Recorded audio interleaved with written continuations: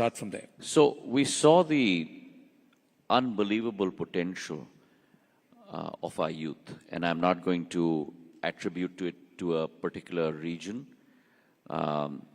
Esther is one of our, I believe, one of our Navratnas of our country. And you have this potential across the length and breadth of our land. As Sonal and Zaka were mentioning in their opening remarks, it's youth that brings about change. It's youth that brings about transformation. And today in India, we have close to about 70% of India, which is below the age of 35. We're talking about a population of close to 980 million youth in our country. Now that sounds very easy when the words roll out of your mouth, but that's 3 times the population of the United States of America. That's twice the population of combined Europe. That's the potential that India today holds out, not only for the region, but for the world. And within that cosmos, I believe the Northeast presents a very, very important role that part of our country has to play. If you rewind, Anand, about 500 to 1,000 years ago, all trade from the global south would go through the Northeast prior to going into the Middle East and to Europe. And I think we need to revive those capabilities across our country today. Very few people know, but when you fly from, let's say, a Guwahati or an Imphal to a Chennai or to a Mumbai, equidistant is a Thailand or an Indonesia.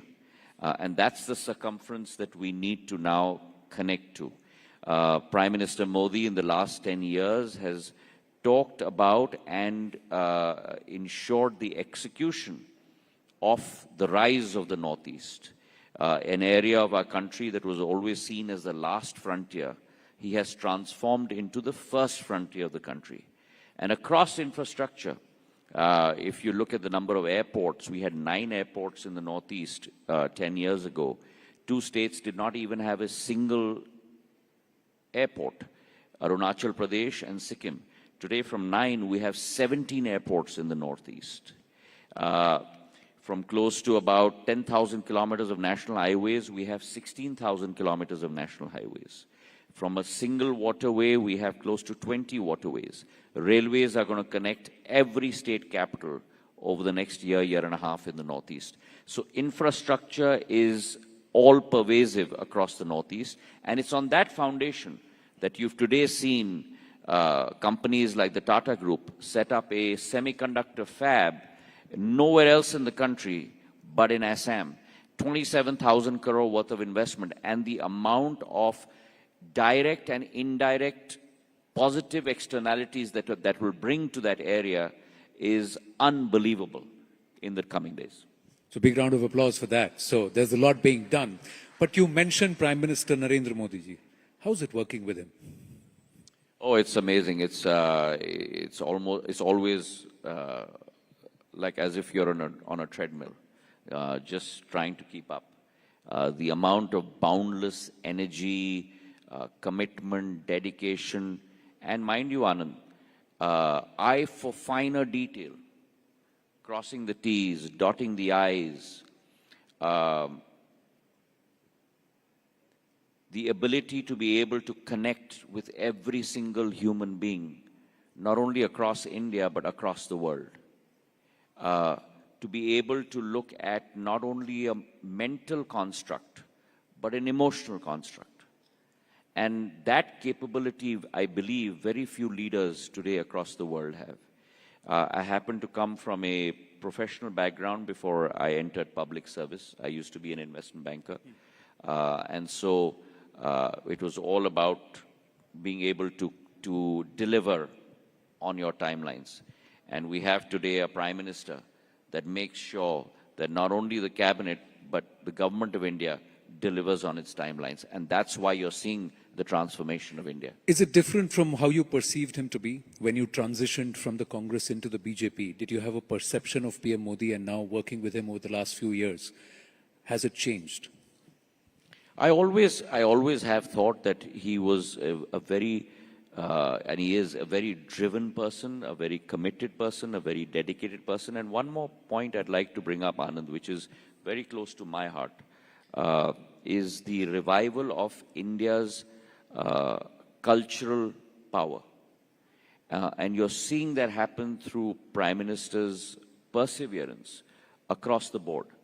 Whether it's Varanasi, whether it's Ayodhya, Badrinath, Kedarnath in my state, Mahankal Lok, Ujjain's Mahankal, across the board in India, and that has had a reverberating effect in terms of India's culture, rise of India's cultural nationalism again across the world.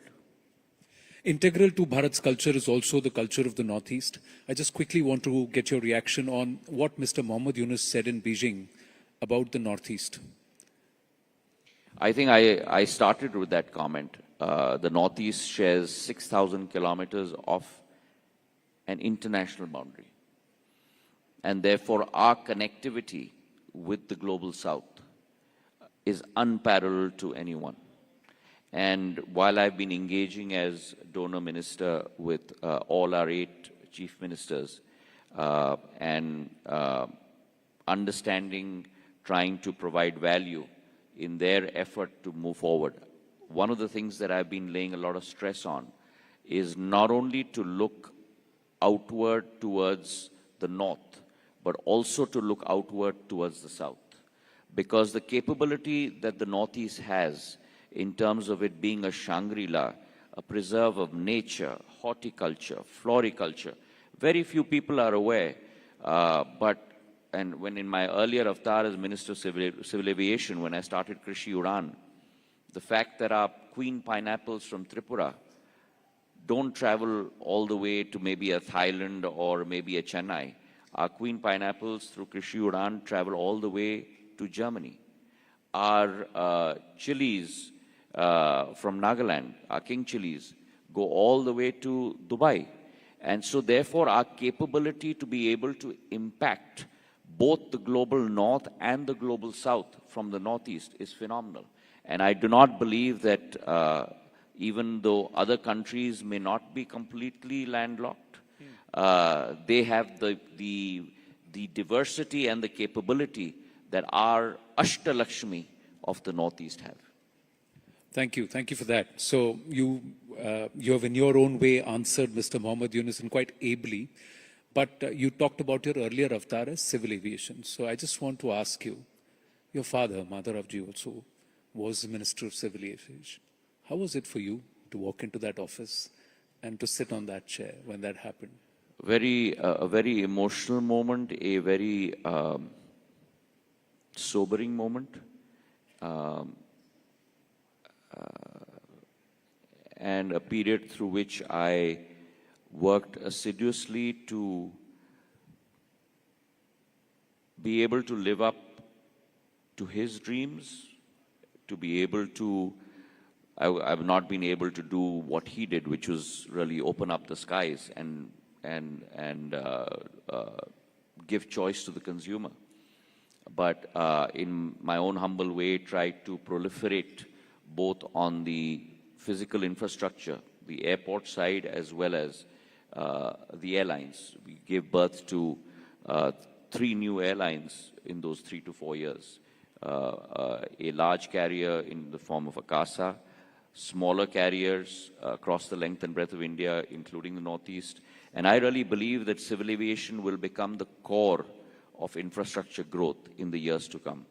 Just to give you an example, today railways in first and second class, because that's the competition, because the aircraft by its very nature is air-conditioned, carries 185 million people across our country. Civil aviation last year carried close to about 155 million people. But civil aviation is growing at a CAGR of 10.3%, whereas railways first and second class is going at a CAGR of roughly 5.6%. So in another 4 years, civil aviation will end up carrying many more people across the length and breadth of our country than the railways in first and second class. Many people, Jyotiji, and it's the first time I'm asking you this question, and there's a lot of time that's passed, but still, when you made the transition, there were many things that you were called. political opportunist, a betrayer, etc., etc. And you held your counsel through all that. I remember once you had said that I'll allow my work to do the talking. But today I want to ask you what you felt and why did you make the decision when you did? And as you look back, you think you chose right. So Anand, I don't believe on dwelling on my past. I believe that God has been kind and given you birth on this earth to do good, to try and impact lives in a positive manner, in whatever way you can. And I believe that I have not joined the cause of politics. I believe that I've joined the cause of public service. And for me, my father used to say, and it still rings true in my head, that जिंदगी में लक्ष्य राजनीति नहीं होनी चाहिए. जिंदगी में लक्ष्य जनसेवा होनी चाहिए और राजनीति केवल एक माध्यम होनी चाहिए उस लक्ष्य की पूर्ति करने के लिए, उससे ज़्यादा नहीं. And that's what I try and live every day. And for me, that journey is of public service. The journey is hopefully to be able to even impact a single person's life. And so I dwell on my present and I dwell on my future. But coming back to the current position, did you feel a lot of it was being done because you came in, you got Minister of Civil Aviation, now you are the Telecom Minister, Communications Head, Dornier Minister of Dornier, your growth in this new political ecosystem. How are people Let me be judged very candid. In the Bharatiya Janata Party, your growth is determined on the basis of your performance, just like your growth would be within TV18. And so you and I are on par. The only difference is I can't look as debonair as you. This gentleman is 54 years old. If you look at him, can you believe it? And he's talking about me looking dapper. So the compliment is right back at you, Jyotiji. The other question is, was politics your first choice? Did it happen No, it because wasn't. you're... No, So it how did that happen? And there are a lot of youngsters here. So I was at, after I graduated from undergrad at Harvard, I was an investment banker for 6 years with Morgan Stanley in New York, in Hong Kong, and then in Mumbai. And then I decided to go back to business school. So I had the good fortune of attending Stanford Business School. And there was a course in there on entrepreneurship, and where you had to form a team and make a business plan. So a colleague of mine from the GSB and one from the engineering school, we all got together and we made a business plan. And this is many years ago. So I'm not going to say when, but many years ago, when call centers and all of that had not happened in India. So decades ago. And we thought of doing a NOC, which is a network operating center for a lot of the equipment manufacturing majors in the US, in the Valley, in India. And be it as it may, we won that competition. And we were looking at, we had raised first round of funding, we'd hired a US CEO, and my partner and I had come to India to look for office space. And we came back in August. And within a month of my return, the unfortunate accident happened. And my life changed completely, and I got into, again, I want to add, I got into public service, not politics. Youth here, should they choose public service, politics as a career? Would you advise So first them? of all, I you know, this is my personal calling, and my calling is not politics. Politics has positivity, but a lot of negativity attached to it. If you make your core, depends what you want. If you want power, if you want control, public service is not your calling. If you want to serve, Mahatma Gandhi once said that you find yourself when you lose yourself in the service of others. And if that is your calling, then yes, public service. And a simple thought that always reverberates in my mind is that, you know, खुशी के समय में जब हर एक घर में हर्ष और उल्लास की आवाज़ गूंज रही हो, अगर आप उस आवाज़ में मौजूद हो या ना हो वो महत्वपूर्ण नहीं है, पर दुख के समय में दुख बांटने के लिए सदैव मौजूद होना ये अनिवार्य है. So for me, weddings are optional, but funerals are mandatory. And that's the spirit with which I live on a day-to-day basis. I look at myself every quarter, every 6 months. Have I done something different? Have I impacted people's lives? What are the new ways that I can do it? How is it that I can improve myself? Another piece of advice I want to give to people is never think you're perfect. Because God hasn't given you an opportunity on this earth because you're perfect.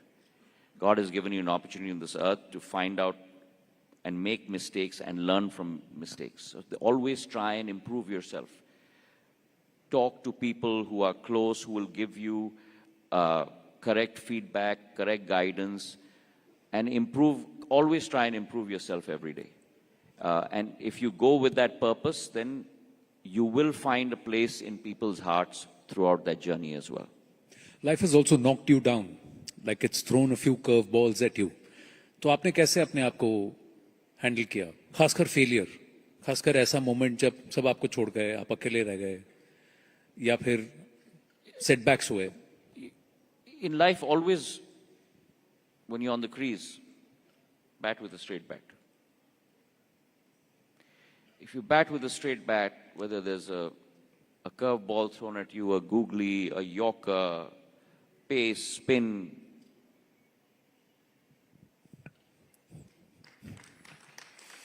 Straight bat. एक प्रश्न है, सबके मन में है, जैसे मैंने आपको and always be transparent. Ji, If you can do things for someone, great. If you can't, be transparent. Say, भैया, इस वजह से मैं नहीं कर सकता. At least that person will go away from you thinking, कम से कम इस आदमी ने सत्य तो कहा. Otherwise, when we go to every door, I go to every door, हाँ, देख लेंगे, कर लेंगे, देख लेंगे, कर लेंगे. Right? So there is some value for truth. but how do you fight this game of narratives? अब वापस ले लीजिए, यूनुस साहब की ही बात को ले लीजिए. The way he's tried to spin that narrative about the Northeast, about Bharat and about Bangladesh and this whole landlocked thing. हम जो कर रहे हैं वो बात अलग है, but एक narrative अलग है. Narrative is about making sure that you lift the reality and lift the truth about the competitive and comparative advantages of your proposition. That's the narrative. And I think that India is, after a very, very long time, been able to set that narrative across the world under the leadership of PM Modi. You think that will hold? You think that will hold, this effort and this approach I don't think will hold? I don't think our country today is on a roll. No power in the world will be able to stop our country. We are today close to a $4 trillion economy. We will be a $5 trillion economy by 2028. We'll be a $6 trillion economy by 2030. We're the 5th largest economy in the world. We will be the 3rd largest economy in the world by 2028. That is my unspoken commitment and unspoken confidence in our country. Brilliant. We got very little time. So there's a student who's come here who came up and said he has a question for you. Shubhranshu, where are you? Oh, there he is. धन्यवाद. मंत्री जी से मेरा सवाल ये है कि जो उत्तर पूर्व है और Can you just speak up a little bit? Yeah. And give me your name and what are you studying? I'm Subhranshu. I'm doing my PhD in Jawaharlal Nehru University. I'm from Assam. So मंत्री जी से मेरा सवाल ये था कि जो भारत का दूसरा अंश है और उत्तर पूरब है, उसको भावनात्मक रूप से जुड़ने के लिए आपकी मिनिस्ट्री कैसे कदम उठा रही है? जैसा कि हम देख सकते हैं कि पिछले 10 साल में बहुत अच्छे काम हुए हैं नॉर्थ ईस्ट को लेके, और आज एस्टर को जो रिसेप्शन मिला वो उसी का प्रमाण है. लेकिन कहीं ना कहीं आज भी लगता है कि भारत के बहुत अंशों को नॉर्थ ईस्ट के बारे में बहुत कम मालूम है आज भी, और नॉर्थ ईस्ट के लोग भी गर्मजोशी से जो मिलना चाहते हैं भारत के दूसरे लोगों से, वो हो नहीं पा रहे हैं. तो इस मानसिक दूरी को या इमोशनल कनेक्टिविटी को बढ़ाने के लिए आप कैसा कदम लेना चाहेंगे? Very good question. तो मैं मानता हूं कि हृदय को अगर आप जोड़ोगे तो सारे संबंध जुड़ते हैं। और आज बहुत कम लोगों को मालूम है, लेकिन अगर आप आर्थिक दृष्टिकोण से देखो, भारत 7-7.5% घरेलू उत्पादन दर के आधार पे बढ़ रही है, पर उत्तर पूर्वी के 8 राज्य, उसमें एक भी राज्य मैं कम नहीं करूंगा, 8 के 8 राज्य 12 से 14% घरेलू उत्पादन दर की से बढ़ रही हैं। उनकी कैगर 12 से 13% है, भारत की कैगर 6.5 से 7.5% है। तो उत्तर पूर्वी राज्य आज भारत की रेल की इंजन बन चुकी है। नंबर 1। नंबर 2, हमारी ये कोशिश है और हम लोग इस कार्यक्रम पे शुरुआत कर रहे हैं, जो नौजवान और युवा भी इस कार्यक्रम में उपस्थित हैं। उत्तर पूर्वी के 8 राज्यों, अष्टलक्ष्मी के 8 राज्यों से हम अपने नौजवान विद्यार्थियों को 2 हफ्तों 3 हफ्तों के लिए देश के अनेक विद्यालयों में हम लोग कोर्स कराने जा रहे हैं। और देश के अनेक विद्यालयों से विद्यार्थियों को लेकर उत्तर पूर्वी के कॉलेजों में कोर्स कराने हम लोग जा रहे हैं। तो दोनों तरफ से एक इतिहास को समझने के लिए पढ़ने से नहीं होता, इतिहास को समझने के लिए उसे अनुभव करना पड़ता है। और जो आप जमीन पर चल के अनुभव करते हो, वो कभी आप हवाई जहाज से या किताब से पढ़ के कभी अनुभव नहीं कर सकते। इसलिए मैं अपना उदाहरण दूं, मैं दौरा भी उड़न खटोले से या प्लेन से करना पसंद नहीं करता। मैं 600 किलोमीटर गाड़ी से चलता हूं, क्योंकि वहां पग पग पे एक एक व्यक्ति से मुलाकात होती है। और ये अगर जोड़ हम लोग कर लें देश के अंदर का, तो फिर इसका कोई तोड़ नहीं हो सकता। आज पिछले 3 दिन में माधवपुर में मेला चला है, गुजरात में, खेड़ में, रुक्मिणी और कृष्णा जी की यूनियन की। और उत्तर पूर्वी से हम लोग ने 320 हमारे आर्टिजन्स को, हस्तशिल्पियों को, हैंडलूम के, उनको हमने गुजरात में भेजा है, ताकि ये यूनियन भी और ये इतिहास का तरंग भी जीवित हम लोग रख पाए। तो इस रिश्ते को ऐसे लॉक कर रहे हैं कि कोई भी और लैंड लॉक करके इसे तोड़ने की कोशिश ना करें, तो ऐसा कह रहे हैं Jyotiraditya ji. Well, ladies and gentleman, Shri Jyotiraditya Scindia, thank you very very much sir, thank you, big round of applause, thank you.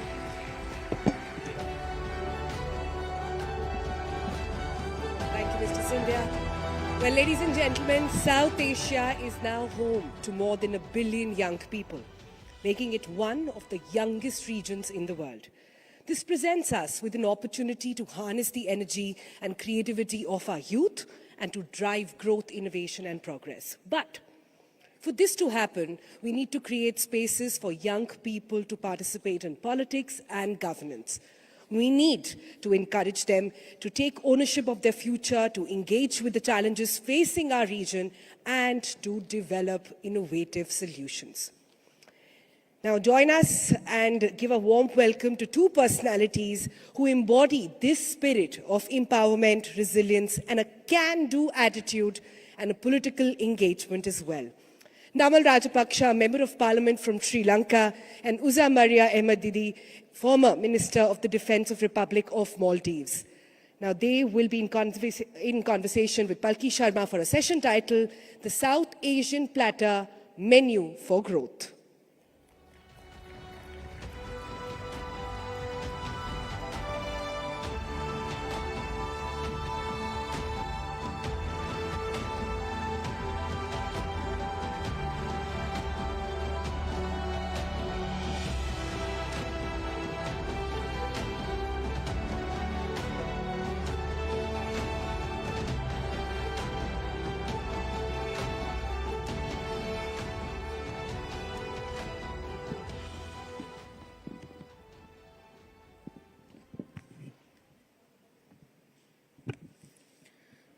Namaskar.